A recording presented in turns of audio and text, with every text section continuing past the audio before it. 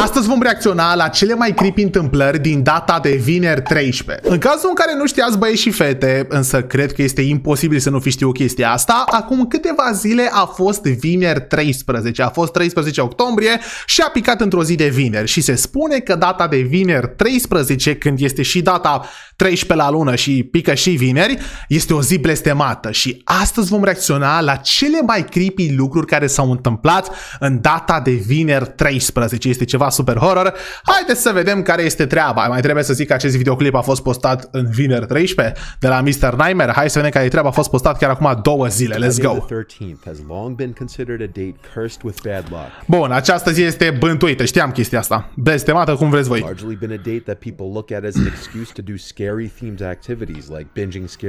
Ok, și că este folosită ca scuză să faci activități creepy. Acum, băieți și fete, depinde de activitatea creepy pe care vrei să o faci. Dacă vrei să te uiți la filme horror cu prietenii, e ok.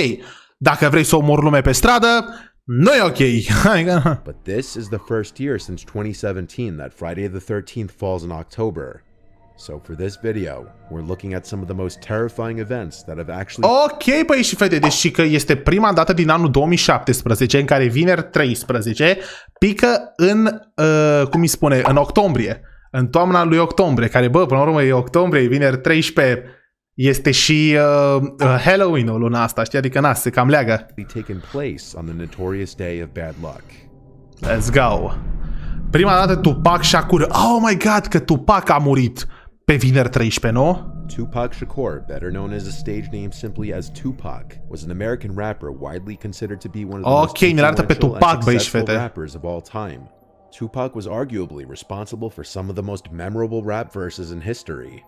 And while much of his notoriety came about after his shocking death in the mid-1990s, he's still remembered and talked about today. Aici, băi și fete, ne povestește despre Tupac, că e mare rapper, că a fost mare rapper, că a rămas în cultură, că nu știu ce. On the night of September 7th, 1996, Tupac was in Las Vegas. În 7 septembrie 1996, Tupac era în Las Vegas. Celebrating his business partner's birthday. And one night while there, he attended the Bruce Seldon vs. Mike Tyson boxing match with Suge Knight at the MGM Grand. Ok, și că s-a dus la ceva meci de box al lui Mike Tyson și era Suge Knight acolo. Suge Knight era iară un rapper, nu neapărat rapper, nu știu, dar era acolo în grupul lor. Later that night at about 11:15 p.m., while at a stoplight, a white four-door Cadillac sedan pulled up to the passenger side of Tupac's vehicle, and an occupant rapidly fired into the car. He was hit 4 times, once in the arm, once in the thigh, and twice in the chest, with one bullet entering his right lung. Ok, băieți și fete, și după cum știți, adică nu știu dacă știți, dar asta era la semafor și a venit ceva, cum îi spune, a venit o mașină albă, era în Cadillac-ul, nu mai știu cu cine era exact, și l-au împușcat de 4 ori. Tupac succumbed to his injuries 6 days later on September 13th, which was a Friday. Oh my god, și el n-a murit atunci, a murit pe 13 septembrie. The case went unresolved. Adică a murit 6 zile mai târziu. With people suspecting his friend Suge Knight and even rapper Biggie Smalls of the Bun, murder. și băi și fete, cazul acesta a fost gen nu se știa și acum știți că acum câteva zile, gen pe bune, adică din 1990 fix acum câteva zile a fost găsit criminalul, cică.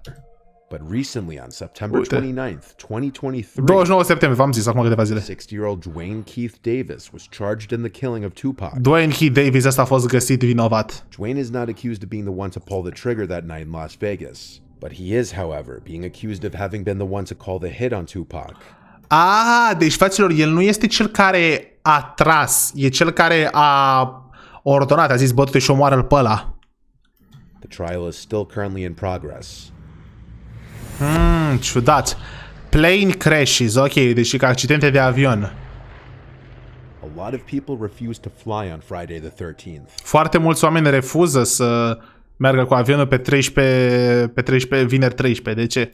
And while that may come down to pure superstition among some people, there have been a few tragedies in the air on this day. In October 1972, on Friday the 13th. Octombrie 1972, 13 octombrie, vineri. A plane heading to Chile was forced to crash land in the Andes Mountains. The flight was carrying 45 passengers and crew, including 19 members of the Old Christians Club rugby union team. Ok, deși că era un avion doar cu 45 de pasageri. Era ceva echipă de rugby creștină. Oh my god, fraților, era genul un avion care era închiriat de oamenii ăștia, bănuiesc că cică erau doar echipa asta cu familia lor, cu membrii staffului, cu prietenii. 3 crew members and 9 passengers died immediately. Deci că, mamă, bro, doar 3 oameni au murit. Mamă, gândeam că dacă ești în avion și te-ai dus, ești de bun, ești mort instant. 3 membri și 9 pasageri. Au murit mai mulți după. Oh my god, frate, mamă, vă dați seama atunci cum îi găseau pe ăștia, bro.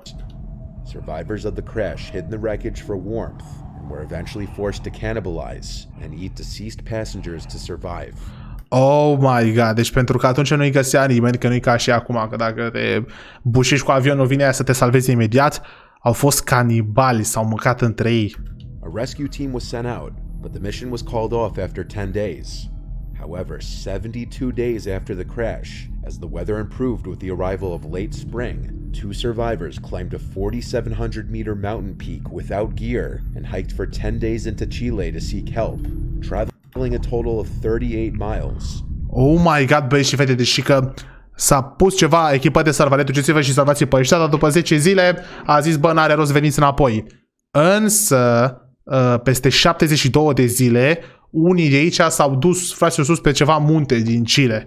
Doi supraviețuitori. Să facă SOS. Ce că sunt 16 supraviețuitori. But believe it or not, on the exact same Friday the 13th as this plane crash, the same exact date, was another plane crash that killed all 164 passengers. Bro, și tot în acea zi a murit, s-a creșuit alt avion, s-a prăbușit și au murit toți 164 de pasageri, bro, what? And 10 flight crew. It was Aeroflot 217. The plane needed to land due to horrible weather conditions, but crashed upon landing in Russia just 3 miles away from the runway. The exact cause of the crash could not be determined. Nu se știe care a fost cauza, dar ce că trebuia să aterizeze din cauza vremii proaste. It's speculated that it was largely to do with simply human error. Casualty-wise, it is ce că poate erori umane. one of the worst plane crashes in history. While these incidents are incredibly rare, perhaps there is a reason flights are cheaper on Friday the 13th. If you're not superstitious. Băi, auzi, și că alea, biletele sunt mai ieftine pe vineri 13. Stai niște, frăților, de acum nu mă mai duc. Perhaps it may be worth it. Nici nu știu dacă am fost cu avionul pe vineri 13, băi, și vede dacă stau să mă gândesc. Habar Now n-am. we move from the sky to the sea, looking at the Costa Concordia disaster. Ok, alt dezastru. Costa Concordia. Bă, câte dezastre pe 13, vineri 13. On Friday the 13th, January 2012, 2012, ianuarie. 80-year-old Costa Cruises ship Costa Concordia just left Civitavecchia, Italy at approximately 7:18 p.m. On board were 1,022 crew members, 1222 de crew members. 3,206 passengers. As the Concordia Băi, ăsta e ce? at approximately 7:18 p.m.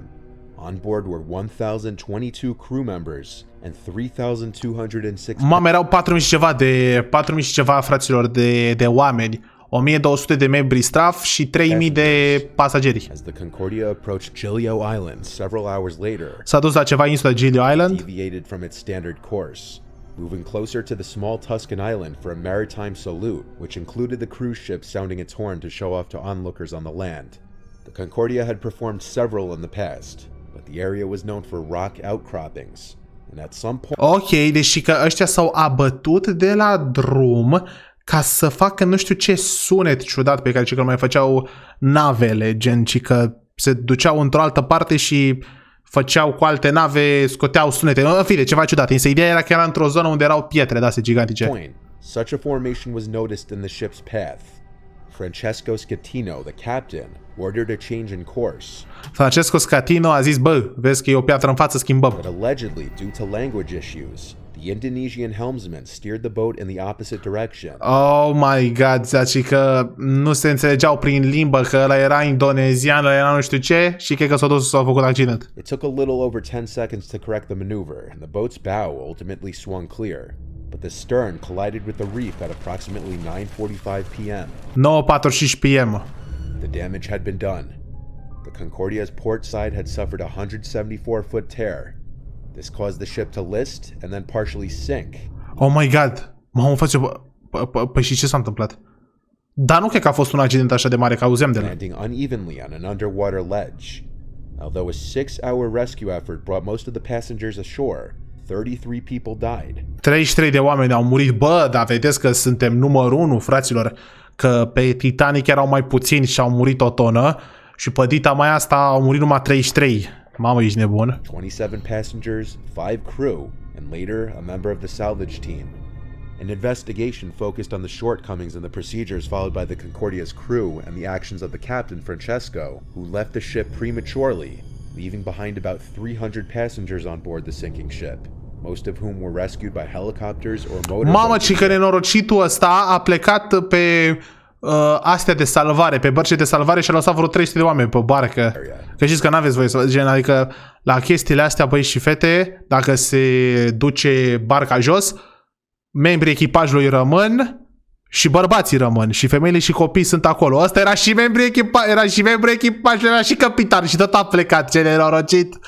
Mă, că nu mureai, că nu ți s-a scufundat barca, că era ceva pământ sub. Erai puțin, ți era frig. Calmează-te, băi. Uite-te la el. Schettino was found guilty of manslaughter and sentenced to 16 years in 16 ani în închisoare. Uite-te, bă, la șmecherul ăsta. Despite receiving criticism, Costa Cruises and its parent company Carnival Corporation didn't face criminal charges. The total cost of the disaster, including victims' compensation, refloating, towing, and scrapping costs, is estimated at $2 billion. 2 miliarde de dolari a costat toată chestia asta, vă dați seama, să le facă nava, să le dea la ea bani. More than 3 times the ship's original $612 million construction cost. Oh my god, și că nava a costat doar 612 milioane și asta a fost 2 miliarde, holy shit. The cruise line offered compensation to passengers to pay for all damages, including the value of the cruise. Only 1/3 of the survivors took the offer.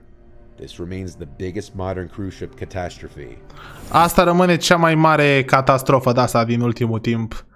Bă, Doamne ajută să nu mai fie niciuna față. Ce zic? Bă, dar la cine norocit, bro. David Anthony McGreevy. David Anthony McGreevy. Mamă, asta arată ciudat rău de tot, frățioro. Cred că ești criminal în serie, nu-mi place să judec după aspectul fizic, dar așa arăți. Born in Southport, England in 1951 to Bella and Thomas McGreevy. Bella și Thomas McGreevy, astea sunt părinții lui. În 1951 s-a născut în Anglia. Avea 5 frați, erau 6 copii și ăsta era cel mai mare. David's father was a sergeant in the British Army. A lot of his childhood was spent moving from one army base to another. This could mean that one year he was being educated in an army school in England, the next in Germany. According to David's mother, living in Germany was his happiest time. Ok, deși că se muta foarte, foarte des pentru că taică-sul lucra ceva în armată și se muta odată cu el și el era și el în armată și era la ceva școli de armată, ideea că se muta din țară în țară, ci că cel mai mult i-a plăcut în Germania. David's mother Bella later said she could only remember one childhood incident of concern, as David was otherwise allegedly well behaved. In 1967, 15-year-old David left school and enlisted in the Royal Navy. However, he was dismissed from the Navy in August 1971. Ok, deși că ăsta la 15 ani s-a lăsat de școală și a vrut să se înroleze în armată. La Navy, adică aia pe mare. Bă, frățior, ce vise ai? After being court-martialed for starting a fire that destroyed a mess wardroom. Why? Deși că ăsta a fost acceptat, dar era pe vapor și că din greșeală a cauzat un incendiu care a distrus nu știu ce cameră. Bravo, frățior, ești bun. Cum bă, după s-a mutat înapoi cu părinții lui. But around this time his life was crumbling as his fiancée broke up with him and he was fired from several jobs. Mamă, deși că după a trecut timpul, băi și fete, și a făcut o gagică, o nevastă, nevasta l-a lăsat. Nu mai avea, mamă, ce sunt, dar oare ce-o fi făcut nenorocitul ăsta? Nu a mai făcut față la joburi, l-au dat afară de la job. For this reason, his parents became fed up with him and kicked him out. Și părinții lui l-au dat afară din casă. So David turned to his friend Clive Kenneth Ralph, who led him board with he and his wife, Dorothy Elsie, and their 2 small children, Paul and Dawn. Mamă, cine sunt ăștia, băi și fete? Ok, deși că asta a putut să... S-a dus la niște prieteni de-a lui. Mama, asta arată ciudată rău de tot. Femeia asta, nu uitați-vă la ea cum arată, bro. Clive and Dorothy had been school friends, and there was a 5-year age gap between them. They had married in September 1968 when Dorothy was 16 and pregnant with Paul.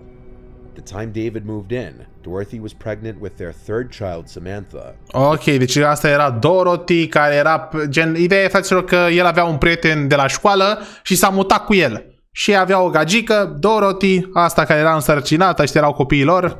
Atunci avea numai 2 copii. On the 14th of July in 1972.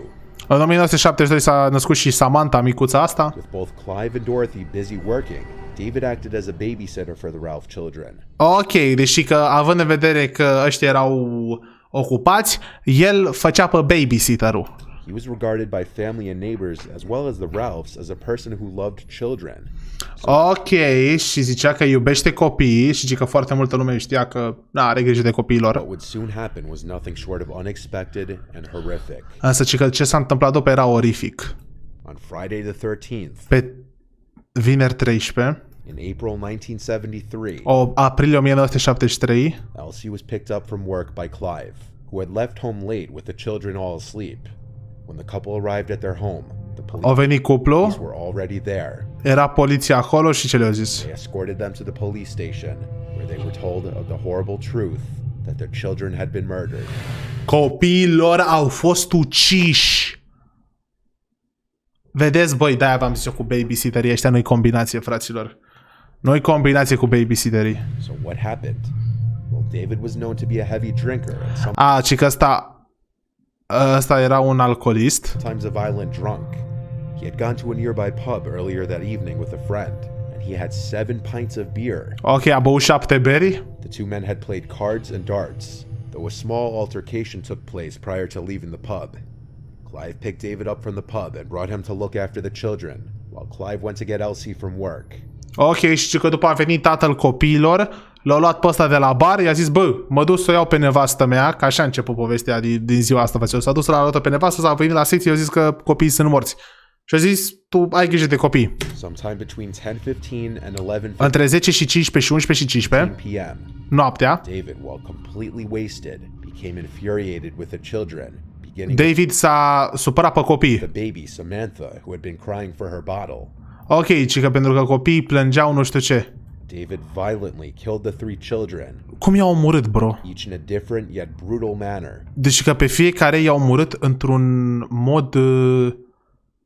mod diferit și brutal. After killing the 3 children, David went down to the basement and retrieved a pickaxe to further mutilate their bodies. Bro, după a luat un târnăcop și le-a mutilat corpul. David was arrested by police at 3:50 a.m. walking on a road near the Ralph's home. A fost arestat la ora 3:50 că a fugit de acolo. Upon his arrest, David initially denied any responsibility, Ci că la început ăsta a negat totul, but several hours later, he admitted to the murders. dar câteva ore mai târziu a zis că el a făcut. His only explained reasoning disgustingly being simply that the baby was crying. Ci că și răspunsul lui a fost că acel copil plângea și de-aia l-a omorât. Băi și fete, de-aia n-am eu încredere în babysitter, bro, și de-aia niciodată nu o să-mi iau un babysitter la copiii mei, bro. Holy shit, man. Este horror. David was sentenced to multiple life sentences with A fost băgat în închisoare pe viață. minimums of 20 years. And in prison, he was subjected to frequent abuse by other prisoners. Ha, și desigur că, adică băi și fete, ziți, în închisoare a auzit băieții că au murit niște copii. Ha! Vă dați seama, săracul de el. He spent most of his 45 years behind bars in protected conditions. Și că avea 45 de ani, va fi că l-au omorât după la 45 de ani. In December of 2018, 2018 decembrie. parole board cleared David for release, declaring that he had changed significantly. Bro, a fost eliberat în 2018. Bro, ce? Credeam că l-au omorât deținuții. Bă, ăia un lucru aveau de făcut. Bă, nici atâta n-au făcut. Bro, deși că este un om schimbat. And he was no longer a risk. Fraților, și-au luat mai multe sentințe pe viață. Bro, holy shit. De-aia nu mă duc în America. Și ultima întâmplare, does Baxter. There's bound to be anywhere from 1 to 3 Friday the 13th each year. If you are superstitious and choose to be more low-key on this inevitable date in an attempt to Deci că sunt de la 1 la 3 vineri 13 pe an, da, știu. escape any bad luck, you may end up like Daz Baxter. On Friday the 13th in 1976, În 1976 ce a făcut băiatul ăsta? Daz decided to just stay in the bed for the day to avoid anything bad happening. Ok, deci că băiatul ăsta era speriat de vineri 13 și a zis, bă, stau toată ziua în pat, ce se poate întâmpla? Doar nu poate să pice tavanul pe mine. Nu? Spuse el, care acum intră un videoclip de ăsta. Only to be killed when the floor of his apartment block collapsed under him. Bă, mă jur că nu m-am uitat înainte! Mă jur că nu m-am uitat înainte! Bro, i-a picat tavanul pe el, mamă, frate, deci fără supărare. Am o față ca și cum urmează să râd. Bă, dar e ironic, ești de poți să zici, bă, eu nu o să mor astăzi, că stau în pat, ce mi se poate întâmpla? Nu fac nimic aici, de bun, nici nu mă ridic din pat, nici nu mă duc să mă piși, nimic. Pică tavanul pe tine. There's countless other stories and examples of misfortune and downright tragedy. Ok, bun, băi, și bun, cred că e destul vineri 13 pe astăzi. Scrieți la comentarii care vi s-a părut cea mai creepy poveste.